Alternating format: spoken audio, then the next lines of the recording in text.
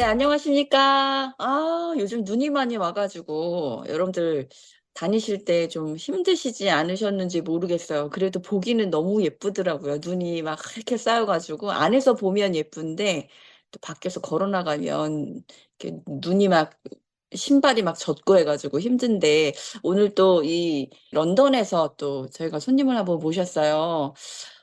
거기 날씨도 좀 물어보면서 오늘 공연 얘기들을 좀 들어보도록 하겠습니다. 진짜 귀한 분 모셨는데요. 여러분들 잘 들으세요. 그 인플루언서이시고 굉장히 유명하신 분이시고요. 인스타에서 팔로워가 어마어마하신 분이십니다. 햄님 오늘 모셨습니다. 네, 인사해 주세요. 네, 안녕하세요. 인스타그램에서 뮤지컬 연극 보는 앱으로 활동 중인 앱이라고 합니다. 그렇게 어마어마하진 않습니다. 감사합니다.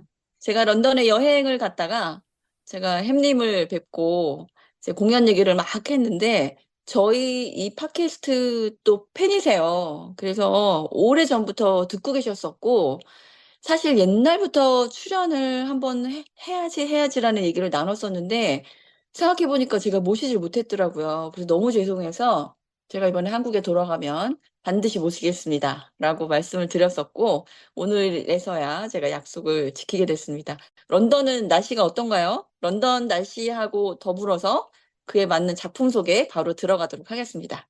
예, 여기는 영상에 언저리에 있고 춥고 그 해가 너무 빨리 져가지고 지금 잠이 너무 많이 많아져가지고 문제이고 그렇게 막 한국처럼 엄청 춥지는 않지만 뭔가 이 뼈를 시리게 추운 그 추움에 뭔가 요즘 좀 외로워지는 것 같아요. 제가 원래 외로움을 안 타는데 여기 날씨도 음. 그렇고 이 크리스마스 분위기도 그렇고 뭔가 저를 이렇게 약간 좀 외롭게 만드는 그런 날씨인 것 같습니다. 아, 저희 크리스마스 때 줌으로라도 만나야겠네요.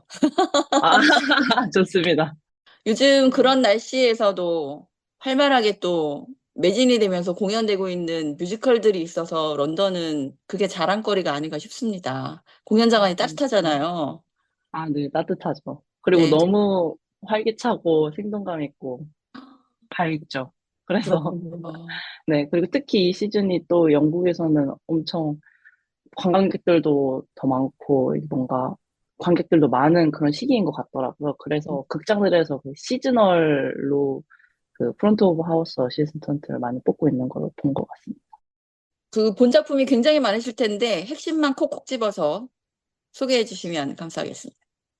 제가 여기 와서 나름 온지 얼마 안 됐지만 본 것들이 몇 개 있는데, 그 중에서도 이야기를 한번 우리나라에 없는 공연인데 본 거, 그, 저 백투더 퓨처랑 해밀턴이랑 민걸스, 그리고 음, 오퍼레이션 민스미트, 음. 이렇게 생각해봤는데, 혹시 이 중에 보신 작품 있으신가요? 그 일단은 저희 청취자분들이 이 작품을 아마 보신 분들이 없겠죠. 한국에 거의 없으실 것 같아요. 한국에 들어오지 않아서. 그래서 네. 그 지금 말씀 주신 작품 얘기 들으니까 막 가슴이 두근두근하고 너무 궁금해 하실 것 같아요. 그래서 일단 그 세 작품을 좀 소개를 해주시면 좋을 것 같습니다. 일단 백투더 음. 퓨처는 그 엄청 고전 영화가 있잖아요. 그래서 그 고전 영화를 토대로 이 뮤지컬로 옮겨온 걸로 알고 있어요. 맞아요. 그래서, 네, 그래서 이 공연장에서도, 무대에서도 보폭풍이 엄청 강한데, 또 음, 그와는 반대로 기술력이 엄청 들어간 게 보이는 작품이 백투더 퓨처라고 생각을 합니다. 그래서 음, 공연의 자체는 그냥 쇼뮤지컬, 사실 저는 봤을 때 뭐 이야기가 임팩트가 있고 뭔가 뭐 메시지가 와닿는다 뭐 이런 생각보다는 그냥 정말 쇼뮤지컬이라서 비주얼적인 거에 집중을 두고 보니까 너무너무 즐거운 거예요. 그냥 그 공연 자체가. 그래서 음. 이 공연이 한국 관객들에게도 먹힐 수 있을 것 같으면서도 이제 들여오고 무대를 꾸리고 연출하고 이런 부분에 있어서는 또 규모가 너무 크니까 우리나라에서 하기가 쉽지는 않을 것 같다라는 생각을 개인적으로는 해봤던 그 공연이었습니다. 그게 예전에 나왔던 그 영화 배우가 누구였었죠? 유명한, 마이클 제이 폭스요? 네, 맞습니다. 지금은 파킨슨병 걸려가지고 힘들게 살고 계시죠. 네, 마이클 제이 폭스. 그때 정말 대단했죠. 그 작품이. 예. 네, 너무 귀여웠고, 정말. 맞습니다. 그 작품이 이제 여러분 뮤지컬로 제작이 되었습니다. 이게 음악 스타일이라든가 영화랑 뭐가 다르단가 이런 거는 좀 느끼셨을 거잖아요. 그 특수 효과라는 게 예를 들자면 어떤 거였어요? 예를 들면은, 이게 영화에서도 차를 타고서 이렇게 시간을 거슬러 올라가는 그런 그렇죠. 장면이 있잖아요. 거기서도, 그렇죠. 네, 거기서 이제 무대에서 구현된 게 그 차가 실제로 등장해서 그 무대 영상이 뒤에 깔리면서 이걸 어, 막 구현을 했는데 어쨌든 그 영상화된 무대에 더불어서 소품, 그리고 장치들, 이런 게 한 번에 이렇게 구현될 수 있다는 게 저는 사실 처음 봤던 거라서 너무 신기하더라고요. 그럼 그게 마술처럼 막 나타났다가 금방 사라지고 뭐 이런 건가요? 그게 막 엄청 눈도 깜짝할 새 없이 뭐 지나간다 뭐 이런 거는 아니고 어떤 기술을 썼다는 거는 대충 보이는데 그게 같이 시각화되니까 효과가 더 극대하게 나는 느낌이었어요.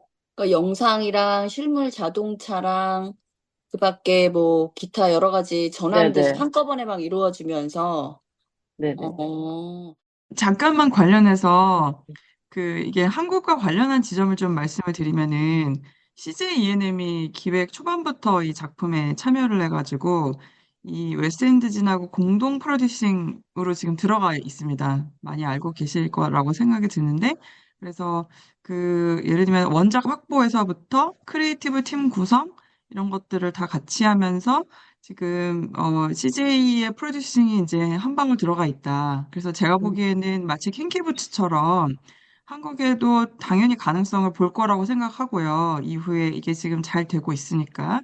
그리고 예를 들면 웨스트엔드나 브로드웨이 영미권 공동 제작뿐만 아니고 아시아 지역을 총괄해가지고 이제 리드 프로듀싱을 원래 하려고 이게 21년도에 그런 기사가 쭉 계속 났었거든요. 그래서 네. 당연히 예, 한국까지도 아마 뭐 언제 이렇게 좀 잘 이렇게 분위기 조성이 되고 상황이 만들어지면은 고려를 하고 계시지 않을까라는 생각을 그냥 개인적으로 하고 있어요. 그리고 지금 좀 전에 우리 햄님 말씀하신 것처럼 과연 지금 이 작품에서 이렇게 도용되어 있는 엄청난 무대 기술력이 한국에서 잘 구현될 수 있을까 이런 말씀을 해주셨는데 이번에 알라딘 이제 보면서 한국의 프로듀싱 능력이 나쁘지 않다. 저는 그런 생각을 좀 했었고, 그리고 음, 오히려 알라딘이 지금 구현되고 있는 어떤 나라보다 한국이 굉장히 잘 하고 있다. 이런 저는 생각을 좀 해봤거든요. 그래서 예, 백투더퓨처도 약간 비슷한 맥락으로 좀 가능성을 생각해 볼 수도 있지 않을까? 우리가 언젠가는 네, 그런 생각을 좀 개인적으로 예, 하게 됐습니다. 그리고 사실 이 백투더 퓨처라는 작품이 영화를 뮤지컬화한 건데 사실 영화를 뮤지컬화한 작품들이 굉장히 활발하게 한 2000년대 초반부터 굉장히 많이 만들어지고 있다고 생각을 해요. 그리고 이게 이렇게 만들어진 작품이 2022년도에 또 올리비에 어워즈에서 최신 신작 뮤지컬 상까지 탔잖아요. 그러니까 네. 사실은 백투더 퓨처가 이게 올리비에 어워드를 탈 만한 작품인가 저는 사실 그런 생각도 좀 했거든요. 왜냐면 이 런던에서는 이런 작품들에 약간 별로 좋아하지 않는 스타일인데 그렇죠. 이걸 상을 받았다랬을 때 그때 좀 놀란 부분이 있었던 것 같긴 해요. 근데 이때 85년에 만들어진 영화를 가지고 이거를 올리비에 상을 주면서 그때 같이 뭐 프로즌이라든가 무랑루즈라든가 뭐 그렇죠. 예, 뭐 이런 작품들하고 같이 해가지고 이거를 다 제치고서 상을 탔거든요. 굉장히 좀 신선했다. 영국에서도 이런 작품을 좀 인정해 주는구나. 이게 어떤 측면에서 상까지 줬을까라는 생각이 사실 좀 들기는 했었습니다. 제가 그 런던에 얼마 전에 갔을 때 보려다가 못 보고 온 게 그 악마는 프라다를 입는다? 그 작품이 오프닝을 앞두고 있었는데 제가 오기 전에 시작을 안 하고 있어가지고 못 봤어요. 근데 그거 말고도 뭐 프리디 우먼이라든가 음. 그다음에 금발이 너무해 뭐 이런 것들이 다 지금 영화를 통해서 만들어진 거고 그러고 보면은 이 한국에서도 이제 좀 영화를 예를 들어서 오징어 게임을 뮤지컬로 만들어서 이 뭐 좀 음. 성공하는 그런 상을 거머쥐면서 좀 좋은 평가를 받는 작품이 나올 때도 되지 않았나? 그런 생각도 좀 들기는 했습니다. 한국이 한 2007년도, 6년도 요때가 한창 무비컬이라고 하는 양식이 맞아요. 엄청나게 발흥을 했었거든요. 예를 들어 네. 2005년에 김종국 찾기 나오고 빨래 나오고 그 다음에 이제 바로 나왔던 방법론이 이제 무비컬이었는데 그때 무비컬은 한국 영화를 베이스로 해서 이제 전환시키는 그런 작업들이 되게 활발하게 진행이 됐었고 그러면서 제가 그때 당시에 느끼기에는 그 고전 영화가 아니라 동시대 한국 영화를 가지고 동시대 한국 관객들을, 그러니까 영화 관객을 뮤지컬 관객으로 막 전환시키고자 하는 그런 마케팅, 프로듀싱 방법이 당시에 굉장히 얘기가 많이 됐던 것 같고, 실제로 음. 어느 정도 저는 또 나름 이렇게 성과가 있었다고 생각을 하거든요. 근데 음. 이제 지금은 제가 몇 번 말씀드린 것 같은데 이런 무비컬보다는 노블컬 소설을 원작으로 한 음. 작품이 훨씬 대세인 것 같아요. 요즘에는 또 네, 맞습니다. 요즘에는. 그리고 브로드웨이도 소설이 원작인 작품이 많고, 근데 이제 웨스트엔드는 이제 영화 원작인 게 지금 좀 많이 큰 흐름을 지금 차지하고 있다. 이렇게 얘기를 좀 해볼 수도 있을 것 같습니다. 영화 원작 무비컬 말씀하시니까 생각이 났는데 저는 사실 이거를 영국 가서 보지는 못했어요. 지금 저 빼고 다 런던 다녀오신 것 같아서 약간 외로운데요. 저 안 갔어요. 저 브로드웨이밖에 안 갔어요, 저도. 그래요? 다행이네요. 저 여름에 열심히 작품 활동하느라 못 갔는데 너무 이거 좋아하는 영화거든요. 이 영화를 맞아요. 안다, 그렇군요. 좋아한다라는 발언을 하는 자체가 갑자기 나이를 까는 것 같아서 좀 고민을 살짝 했습니다만 좋아하는 영화고 사실 저 아인슈타인 같은 저 박사님의 저 얼굴, 저 행색, 저것이 사실 예전부터 박사님 하면 우리한테 굳어지게 된 그 최초의 이미지가 아닌가 저는 그렇게 생각해요. 저는 그 흰머리에 그 폭탄 맞은 이 아인슈타인 같은 그 모습을 항상 기억하고 있거든요. 근데 이 영화를 뮤지컬로 왜 만들었을까를 많이 생각을 해봤는데 지금 또 말씀하신 한국 무비컬이랑 좀 비교를 해보면 이게 상까지 받았는데 이 소재가 SF라는 또 특이한 장르를 지니고 있잖아요. 많은 영화 장르 중에서도 SF라는 엄청난 특징이 있잖아요. 그러니까 이거를 당연히 영상으로 구현할 때는 CG도 넣을 수 있고 뭐 특수 분장도 할 수 있고 얼마나 멈춰갈 수 있는 시간이 많아요. 그러니까 영화로 만드는 거는 비교적 표현하는 데 있어서 어렵지 않는데 이걸 무대로 가져갔다? 그래서 무대 위에서 그런 시간이 멈추지 않고 음, 흘러가면서 그것을 바뀌는 것을 보여준다? 이런 면에서 되게 도전적인 정신이 드는 것 같아요. 저 같은 창작자는. 그러다 음. 보니까 사실 우리나라도 요새 SF 관련한 연극이나 많죠. 뮤지컬 이런 시도들이 조금씩 네, 있는데 네. 그런 것들이랑 굳이 비교하면 우리나라에서 아직 행해지고 있는 것들이 그런 표현들을 잘 해내고 있는가? 이런 비교를 해볼 수 있을 것 같기도 하고요. 그리고 또 음. 이제 무비컬이라고 하면 김종욱 찾기도 아까 언급을 해주셨는데 김종욱 찾기는 정말 그 서사만 가지고 와서 완벽하게 뮤지컬로 아예 전환한 경우거든요. 근데 백투더퓨처는 영화에서 유명해진 음악을 가져왔어요.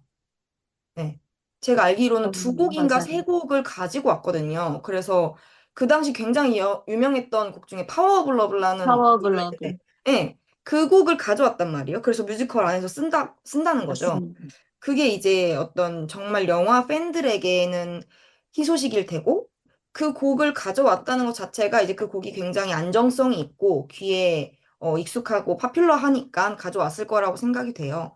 그렇다 보니 어떤 마케팅적으로도 효과가 있을 것이고, 그래서 그런 되게 장점들을 영화에서 뽑아와서 표현할 수 있었던 뮤지컬이 아니었을까, 좋은 면에서는 그랬을 것 같아요. 그래서 음. 이제 만약에 저한테도 이런 제안이, 무비컬을 만들자, 이런 제안이 있다면, 이렇게 특징적인 것은 저 같으면 시도해볼 만하다? 음. 음. 저한테는 그런 매력이 약간 느껴지는 작품이었고, 네. 다만 이제 음악적으로 그렇게 이미 알려진 곡을 가져온다는 것이 다른 곡들을 만들 때 있어서 작곡가한테 도전적인 면은 있죠. 아무래도. 이 곡을 음. 뛰어넘을 만한 넘버가 나올 것이냐. 약간 이런 면에서는 조금 도전적이지만, 어쨌든 그 장점을 활용한 작품이 있지 않은가. 저는 이런 음. 생각이 들었습니다. 사실 제 나이대에서는 백투더퓨처 본 사람이 많이 없을 거라고 생각하거든요. 그래서 음. 그냥 상징적인 그런 복고의 상징 이라는 것만 생각해서 그런지 몰라도 이게 우리나라 MZ들한테 먹힐 수 있을까라는 생각이 또 들더라고요. 근데 뭐 고스트도 있었고 이게 사실 영화라는 게 그 오래된 것들을 다시 불러오는 게 매력이 있는 거 아닌가 싶은 생각이 들긴 하거든요. 그 MZ 세대들이 또 예전에 나왔던 음악이나 영화나 이런 거 다시 보고 또 배우들도 그렇고 이렇게 옛날 게 더 재밌다 뭐 이런 경우도 있기는 하잖아요, 간혹. 근데 뭐 이 스토리는 워낙 코믹하고 일단 너무 재밌잖아요. 저는 여기에 나오시는 박사님이 전기를 이렇게 감전이 돼서 머리가 이렇게 펑 터지는 그 장면이 너무 인상적이었거든요. 아니, 어떻게 저렇게 할 수가 있지? 어? 이게 참 전기에 감전이 돼도 죽지 않고 저렇게까지 살아남아서 박사 일을 하시는 그 모습이 정말 그 캐릭터가 머리에서 잊혀지지가 않는데 이런 코믹한 스토리를 무대화시킨 거는 저는 굉장한 그 아이디어였지 않나. 물론 무대 구현에 좀 어려움이 있었을 것 같긴 해요. 아까 우리 햄님 말씀처럼 뭐 자동차를 타고 과거로 가고 막 이런 것들이 좀 있거든요. 근데 그거를 이제 무대 구현을 함에 있어서 좀 어렵지 않았나 싶은 생각이 들었는데 저는 굉장히 그 적절하게 잘 처리를 했기 때문에 이 상까지 받은 거 아닌가라는 생각이 들긴 하더라고요. 그리고 무대 위에 그 영화에 나온 캐릭터들을 굉장히 또 재밌게, 그 영화에 나온 사람들이 아님에도 불구하고 굉장히 재밌게 잘 캐릭터를 살려놓은 것 같다라는 생각도 들었습니다.